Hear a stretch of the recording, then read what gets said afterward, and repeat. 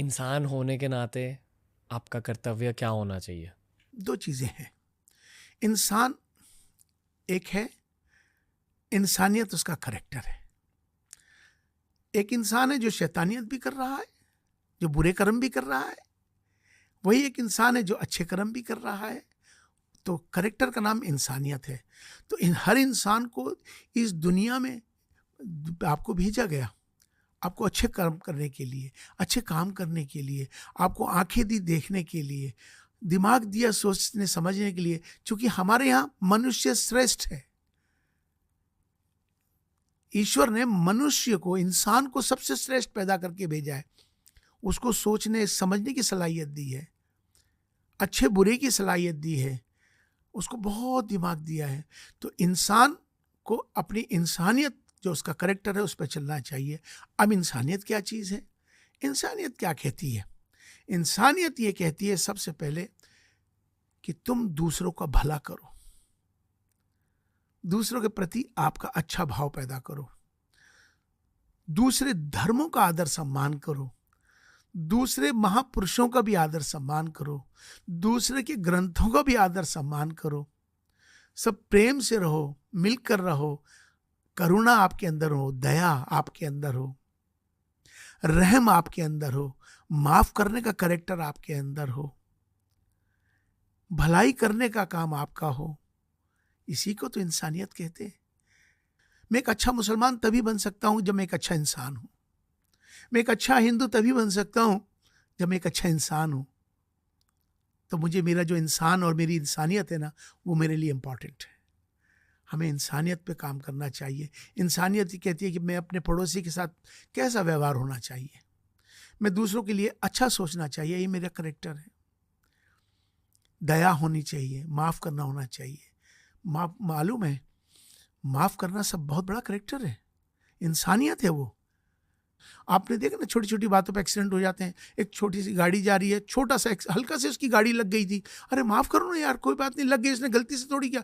लेकिन तुम मार्ग में लाठी निकाली आपने, या गाली से आपने उसको गाली बक दिया, क्या हुआ इससे? आपने उसको लाठी मार दी। अरे भाई, ऐसा नहीं करना, माफ करो। माफ करने का जो करेक्टर है ना, वो आपको प्योर करेगा, आपको अच्छा बनाएगा। तो ये भाव, ये भावना आपके अंदर आनी चाहिए। एक शब्द है इंग्लिश में, स्पिरिचुअलिटी। इस शब्द का इस्लामिक इक्विवेलेंट क्या होगा सर? देखिए, स्पिरिचुअलिटी जो है, अध्यात्म जो है, वो एक कनेक्शन है आत्मा का परमात्मा के साथ, जिसके अंदर इंसानियत एक सब कैटेगरी है। एग्जैक्टली, उसमें सब कुछ आ जाएगा। ओके, मैं अभी पॉडकास्ट के एक्सपीरियंस के थ्रू बात करूँगा। जरूर। अलग फेथ्स के बहुत सारे दिव्य लोग मिले हैं जो ब्लेस्ड हैं, जो प्रैक्टिस कर रहे हैं, जो अच्छे इंसान हैं, जिनकी स्पिरिचुअल जर्नीज ऑन है। आप भी उसी कैटेगरी में हो मेरे लिए। मैं मानता हूँ कि अच्छा इंसान होना बहुत ज़रूरी होता है किसी के स्पिरिचुअलिटी के लिए। दिल से नफ़रत निकालना बहुत ज़रूरी होता है, दिल से गुस्सा निकालना बहुत ज़रूरी होता है। उसके साथ एक प्रैक्टिस की ज़रूरत होती है।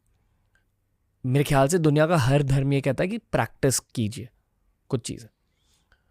मैं आपसे इस्लाम की प्रैक्टिसेस के बारे में पूछना चाहूँगा। हमने नमाज की बात करी, आपने वो अरबिक शब्द क्या? सलाह। सलाह। सलाह। सोलाह। यस। ओके। नमाज या सोलाह को समझाइए, पर उसके अलावा दिन भर क्या प्रैक्टिसेस होती हैं? जब कोई हम्दुलिल्लाह कहता है, जब कोई इंशाअल्लाह कहता है, मेरे ख्याल से अगेन इन शब्दों को समझाने के लिए इंडियन वर्ड शायद मंत्र है। करेक्ट? ये वर्ड्स होते हैं जिनमें बहुत ज़्यादा पावर होता है। क्या बात कही आपने, वाह।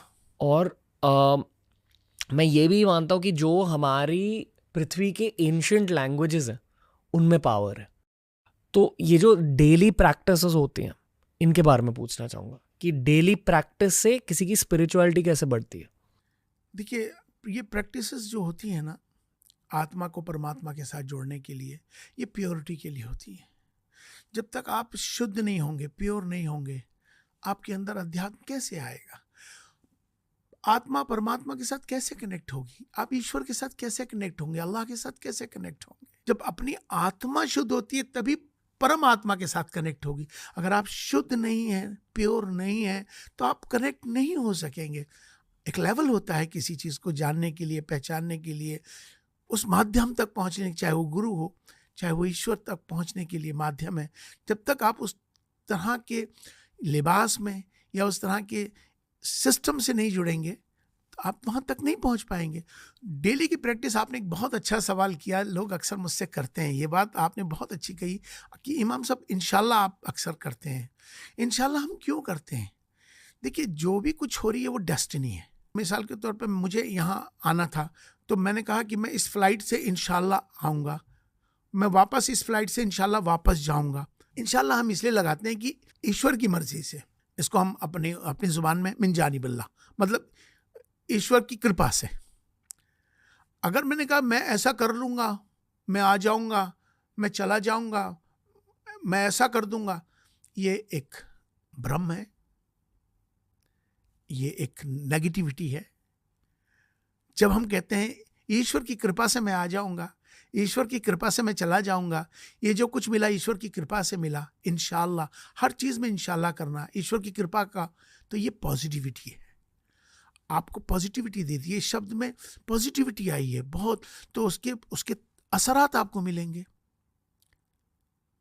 माशाअल्लाह, हम हर चीज़ को खाते वक्त भी माशाअल्लाह कहते हैं। कोई हमें बहुत चीज़ कोई सुंदर लगती है, कुदरत की हर चीज़ें अच्छी हैं, लेकिन हम किसी को माशाअल्लाह, कोई बहुत खूबसूरत कोई बच्चा भी दिखता है, कोई बच्ची दिखती है, कोई पेड़ या कुछ भी हमको माशाअल्लाह, मतलब हम तारीफ़ उस ईश्वर की करते हैं क्योंकि उसने उसको बनाया है। तो इसलिए तारीफ़ हमने उसकी नहीं करी जो है, हमने तारीफ़ उसकी करी जिसने उसको पैदा किया है, जिसने उसे बनाया है। हमने इसको माशाअल्लाह कहा, इसमें पॉजिटिविटी आ गई। इसी तरह से जज़ाकल्लाह कहते हैं।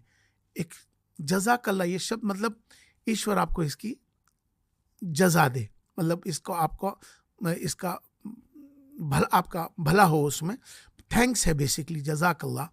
हम मिसाल के तौर पे मैंने रास्ता पूछा किसी से, और रास्ता पूछते में उसने मुझे गाइड किया। मैंने कहा कि ये रास्ता कहाँ जाएगा, मुझे वहाँ पहुँचना है। उस आदमी ने मुझे समय दिया कि भाई साहब यहाँ से आप यूँ जाइए और वहाँ पहुँच जाइए, फला जगह है। उसने अपना टाइम खर्च किया मेरे लिए, उसने मुझ पर एहसान किया। अब मैं उस एहसान के बदले में, मेरे पर कर्ज हो गया, मुझे उसके बदले में उसको कुछ देना चाहिए। हम बहुत सी वक्त thank you so much, thank you शब्द कमज़ोर है। आप जज़ाकल्लाह कहते हैं, ईश्वर आपको सलामत रखे, हे ईश्वर, प्रार्थना कर दो उसके लिए कि इसने मेरे लिए उसने टाइम निकाला, मेरे लिए खड़ा हुआ और मुझे सही दिशा दी। तो अब मुझ पर ये कर्ज हो गया कि मैं उसके लिए दुआ करूं। जी, सलामत रहो, खुशियां मिलें, तुम्हारे बच्चे आबाद रहे, क्योंकि वो आपकी दुआ निकली हुई वो उसको ज़रूर लगेगी। दुआ एक बहुत बड़ी इबादत है जो इंसानियत का करैक्टर है। आपको मालूम है, अगर आप प्योर हैं तो आपकी दुआ लगेगी।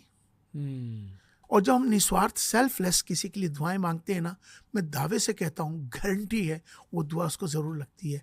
मिसाल के तौर पे मैं कभी कभी ना, मेरे मन में आता रहता है, मैं करता रहता हूँ ये काम। रोड पे जाता हूँ, रोड पे देखता हूँ कि किसी की गाड़ी खराब है, मैंने देखा किसी की गाड़ी खराब, मैं फट से दुआ कर देता हूँ उसके लिए, हे ईश्वर, हे परमात्मा, इसकी मदद कर देना, इसकी गाड़ी ठीक हो जाए। मुझे यकीन है कि उसकी मदद के लिए फरिश्ता आएगा, क्योंकि मैंने जो दुआ मांगी है वो उस तक गई है। जाते ही उसके लिए एक फरिश्ता आएगा और वो फरिश्ता उसके लिए उसकी मदद करेगा। तो मैं अक्सर सबसे कहता हूँ दुआ ज़रूर किया करो। एक बार मैं आ रहा था अमेरिका से, तो एक सरदार जी को थोड़े बीमार से थे, उनको लेके फ़्लाइट में बैठ गए। मैंने देखा कि मेरे आगे वाली सीट पे थोड़ा आगे वो बैठे गए, मैं भी बैठा रहा। अब फ्लाइट चली, अब फ्लाइट जब चली, उड़ी, तो उनको दर्द होने लगा और रोने लगे, चिल्लाने लगे, बहुत दर्द होने लगा उनको, सरदार जी को। तो अनाउंसमेंट होती है, कोई इसमें फ्लाइट में कोई डॉक्टर्स ऐसा मेडिकल का कोई आदमी हो तो हम प्लीज़ कांटेक्ट करें, क्योंकि अब तो फ्लाइट ऊपर जा चुकी है, अब उतरने का सवाल नहीं है, कोई डॉक्टर नहीं है, कुछ नहीं है। तो सब शांति से बैठ गए और वो दर्द में चिल्लाता रहा। लेकिन हमने अपना काम शुरू किया, हमने अपना काम दुआ से शुरू किया। हमने अब कनेक्ट किया ईश्वर के साथ अपने आप को। हम मेडिटेशन में गए और हमने उनके लिए दुआ मांगना शुरू किया। आप यकीन माने कि 15 मिनट के बाद उनकी चिल्लाने की आवाज़ बंद हो गई और जब मैंने अपनी आँख खोली तो मैंने उनको वॉशरूम में जाते हुए देखा। तो मेरी खुशी के आंसू थे। वो उनको अच्छा देख के, उनको स्वस्थ देख के जो मैंने दुआ मांगी वो अच्छे हो गए। मुझे बहुत अच्छा लगा, मेरी आत्मा को खुशी मिली। तो हमेशा याद रखो कि निस्वार्थ दुआ मांगना शुरू करो। जैसे ही आप एम्बुलेंस देखें, जैसे ही आप अगर रोड पे जा रहे हैं तब भी, अगर आप घर बैठ के देख रहे हैं जब भी, या कहीं पर भी, और एम्बुलेंस जा रही हो ना, तो सबसे पहले रास्ता देना, और रास्ता देते ही फिर उसके लिए अगला क्रम आपके लिए दुआ मांगने का। हे ईश्वर, हे परमात्मा, जिसमें भी तुम्हारी आस्था हो, इसको शिफा दे दे, इसको सेहत दे दे, इसे तंदुरुस्ती दे दे। आप उसके लिए दुआ मांगना। उसके बदले याद रखना आपको बहुत नेकियां मिलेंगी। हो सकता है कि आप भी उस एम्बुलेंस में कभी जा सकते हैं, मैं भी जा सकता हूँ, कोई भी जा सकता है, हमारे बड़े जा रहे हों और हम हमारे लिए कोई दुआएं मांग रहा हो जिसे हम जानते भी नहीं है जी। तो दुआ बहुत बड़ी इबादत है, जिसे एनर्जी रिटर्न्स कहते हैं। एग्जैक्टली। आप हॉस्पिटल से गुजरो ना जब भी, तब भी दुआ, हे ईश्वर जितने भी इसमें बीमार हैं इनको शिफा दे दे। या उनके हॉस्पिटल में जाओ किसी को देखने, उसके लिए भी आप हमेशा दुआ कर दो, सबके लिए। इसी तरह से एक चीज़ और है, शमशान घाट से गुजरो ना, सबकी आत्मा की शांति के लिए दुआएं किया करो। अपने जीवन का एक लक्ष्य बनाइए और वो लक्ष्य हो कि मेरी इंसानियत, जो मेरा करैक्टर है, उसे नहीं भूलना चाहिए। तो इसलिए मेरा मानना यह है कि इसलिए हम इन शब्दों को ज़्यादा इस्तेमाल करते हैं। क्या ऊपर वाला एक ट्रैक रिकॉर्ड रखता है हर इंसान का?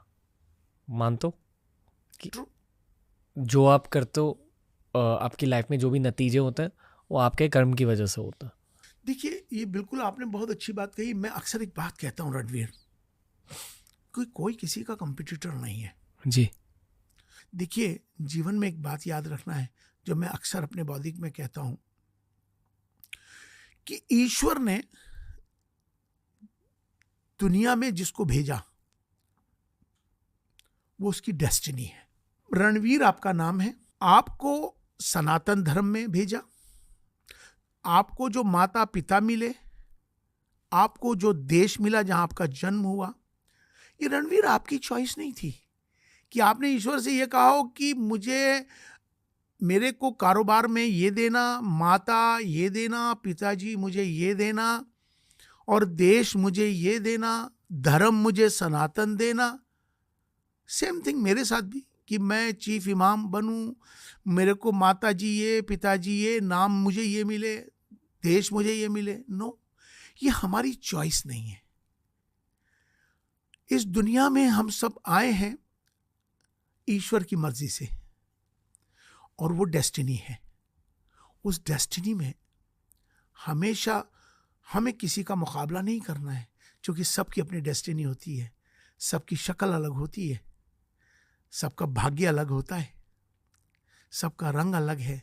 ईश्वर ने अपने हिसाब से सबको अलग अलग भेजा है और सबके अपने अपने काम करके उसके कर्म उसको लेके भेजा है। ये हमारी आपकी चॉइस नहीं है। आपने मुझे बुलाया, ये आपकी चॉइस नहीं है। मैं यहाँ आया, ये मेरी चॉइस से नहीं है, ये मेरी डेस्टिनी है। जो लोग सुन रहे हैं मुझे, ये डेस्टिनी है उनको, ये बात इमाम साहब के थ्रू आप तक पहुंचनी है, ये डेस्टिनी है। तो हम जो भी कुछ कर रहे हैं, जो कुछ हो रहा है, ये सब हमारी डेस्टिनी में है। उसके मुताबिक इस धरती पे आए हैं और अपना समय करके इस धरती से चले जाएंगे। क्योंकि इस दुनिया में कितने दिन रहना है, क्या क्या करना है, ये सब डिसाइडेड प्रोग्राम।